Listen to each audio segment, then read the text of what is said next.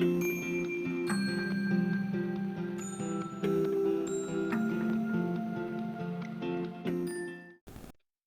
y'all, welcome. I'm Christine, the owner and creator behind Crafty Southern Home. I hope you guys are having a great week so far. Our first project here, I picked up these little cutting boards. There were two. There was one a little bit larger, and I used that on, I think, last week's projects.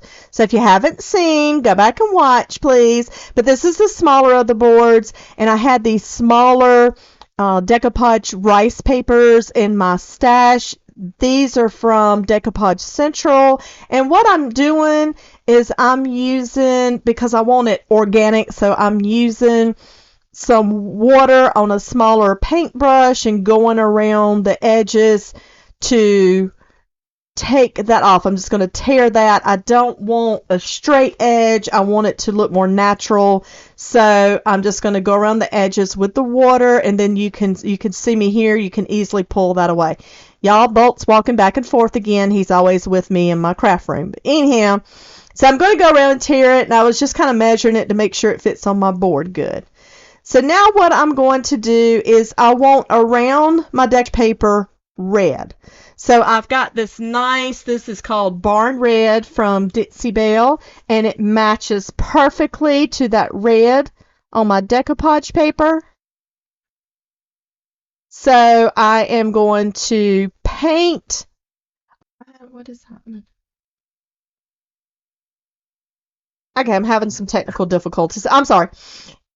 Anyhow, I'm going to paint around the edges. I'm just not going to paint the exact center of it because I'm laying decoupage paper down.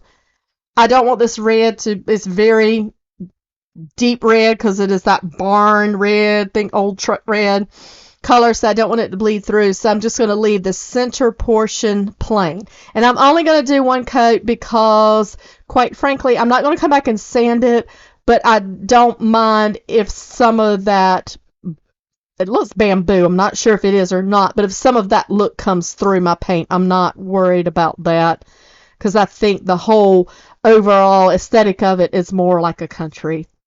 So I'm fine with that. Now, because I'm laying my decoupage paper down, but I'm not going to paint the whole background white, I do want to paint my back of my paper white because that's going to make the colors pop. If you put it on top of that dark red or that wood, the colors in the paper just aren't going to look as fresh and crisp. So you can paint the back of your paper. Now, I did let it dry, and I let it dry overnight.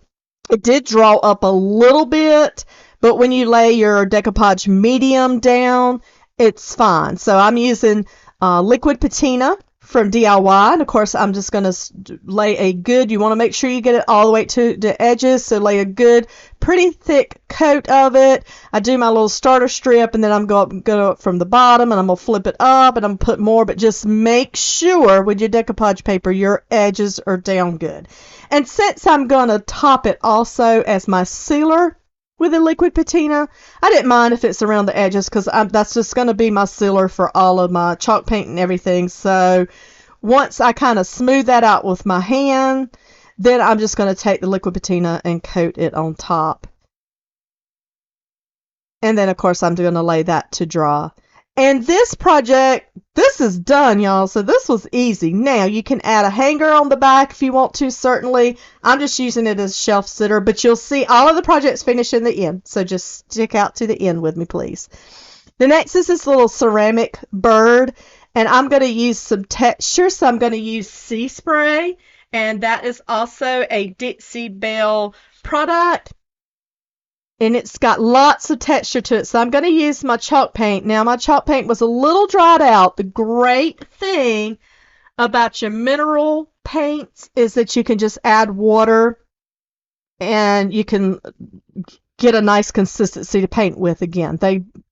So if you leave your top off, your mineral paints are going to dry very quickly, but always you can add your water. So if you've got older paints a little bit dry, just add a little dab of water, stir it up, you're good to go.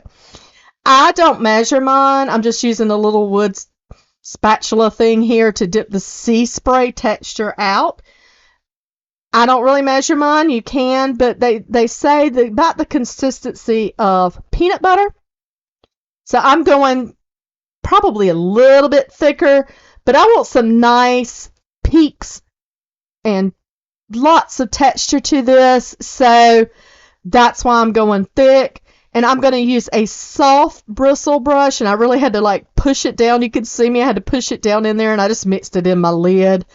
And I'm going to use a stippling motion because I really want that to stick on there and be thick. Now, I am going to come back with the same paint color, and that is Vintage Duck Egg. And then I'm going to do a coat of paint on top of this. And this is the time, if you don't like all of the peaks on here, or if some of it was a little bit thicker in places than what you wanted to, then you can use a regular brush, maybe a chippy brush, and take some of that off. Personally, I like the looks of it. I love a lot of texture. So I'm just using my little chippy brush, but I'm just pouncing it on there again, using that stippling pouncing motion again. I don't want to take any of that off. And then when all this is dry, then I'm going to come in with white wax, and then I'm just going to coat that. And again, I'm just pushing the white wax on there. I don't want to use a brushing method, but whatever you prefer, just know that if you brush, you could lose some of that texture, so just keep that in mind.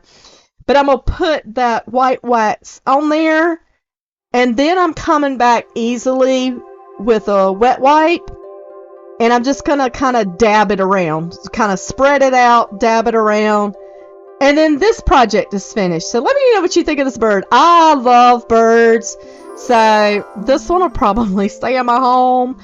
My husband tells me I'm bad about not putting stuff in my booth, but look at him, y'all. He's so cute with all that texture to him. And then the little pattern with the little cutouts on his body, it's just adorable. So let me know what you think of this one.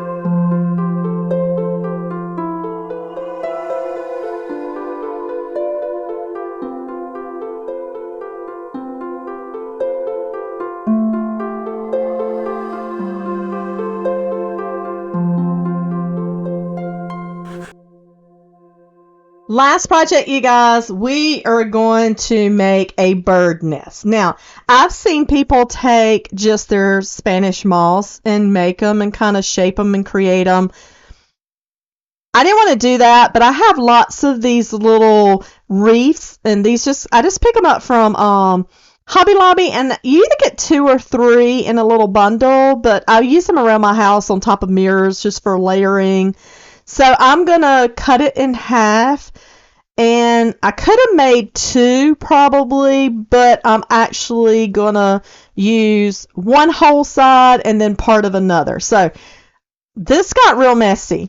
Then I just went outside and picked up, like, I have some vines and some twigs, so I want it to look very natural, so I want to use natural elements also out of my yard. So you don't have to do that, but I did. So I thought I could hot glue these edges. No, they kept pulling apart. So floral wire is always your friend. So just wrap that good. And of course you could always color that if you needed to. I mean, it's real thin, so I didn't mind it showing a little bit. And again, I may leave this in my home. I'm not sure. But see, you can see me tearing this apart. Now what I'm going to do is use the other piece, and I'm just going to stick those, and here I am trying to hot glue again, and this will not hot glue. It just keeps pulling up, probably because they're curved. So I just end up kind of sticking them in the bottom through some of the openings, because I want to start a good bottom to use for the bottom of the nest. So that was my best way I could figure out. Then I'm just going to come in with that vine. I'm going to remove the leaves, and I'm just going to put some of that in there. Those sticks, I'm just going to stick some of those in there. And you can see towards the end, one of them came out. I'm just going to push it back in there, add some hot glue. We're good to go. But the hot glue will not hold these twigs on that grapevine wreath together. I'm just going to let you know. They're too thick, and they just want to keep pulling apart because of the shape. So I'm just going to form this into a little bird nest. And then I did use Spanish moss. Y'all, that stuff's so pretty, but it is so messy. It gets all over my floor. But I did use some of that to, when I had the bottom good and made, to hot glue into the bottom. Now, an alternative would be, it's not as messy. If you can find some of that reindeer moss. Now, the Dollar Tree carries it a lot, but I haven't seen it there lately, but it's not quite as messy as just the Spanish moss. So we're just going to finish making this up. And then I'm going to tell you, I had a piece of a spindle, and it was just a little square piece off of a spindle. I just hot glue, I painted it the same technique as the bird and the same color. And then I just hot glued that down to a wood round with a natural live edge around it. And I picked those up from Hobby Lobby. I use those quite a bit for different projects. They're good for ornaments, for a natural looking Christmas tree or what have you, but I do use them a good bit for frames or whatever. So I just hot glued. I used hot glue and wood glue because I want that permanent hold. You'll see me here in a little bit. I'm going to take that deck spindle, hot glue it to that bottom, and then I'm going to hot glue my nest to the top. You have to let me know if you like this look or not. I wanted to give the nest something to sit in, but that's not necessary. You could just put the nest on your shelf. And of course, it's only hot glued, so you can take it loose. But I kind of liked it elevated. That bird's too big, obviously, to put in the nest. And I know some places carry little birds, so if you had your hands on some little ceramic birds, they would look really cute in here. But I had some eggs left over from Easter, so I'm just going to hot glue those in there. And if you don't have eggs, but you do air dry clay, you can certainly roll you up some little eggs, color them a little bit, leave them natural as the clay, and then hot glue those in there. But let me know what you think of this project, if you would have put it on the stand or if you would have left it off. I did add some white wax to the stand because I wanted to do some brown wax as well. I wanted to tone down that blue a little bit. I wanted to make it look a little bit more like a tree trunk. So I did use some brown wax on top. But then these are 3 beautiful, easy DIY bird decor projects, and these can be used year-round. I appreciate you guys so much. Thank you for watching. Stick in there to the end so you can see the finished projects. Thank you guys.